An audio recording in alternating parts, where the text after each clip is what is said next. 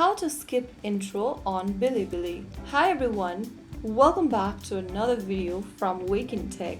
If you want to skip intro while watching a video on BiliBili, then first of all, launch open a web browser and sign in to bilibili.tv or open up the BiliBili app on your device and log in. Once you're logged in, go ahead and select open any video you want to play. Once the video starts playing, go to the bottom of the progress bar and look for a specific button. I don't see the button over here, which means you will not be able to find the button in every video out there. Let's go check another video out. Now, once you see this gear icon underneath your progress bar or timeline, click on it and you will see this skip the intro or outro option. Enable the button. After you enable this switch on, you'll be able to skip intro on some of the videos out there. If there is no auto skip button available, you can go ahead and speed up your video or simply drag the little white dot in a specific area where you want to watch this show from.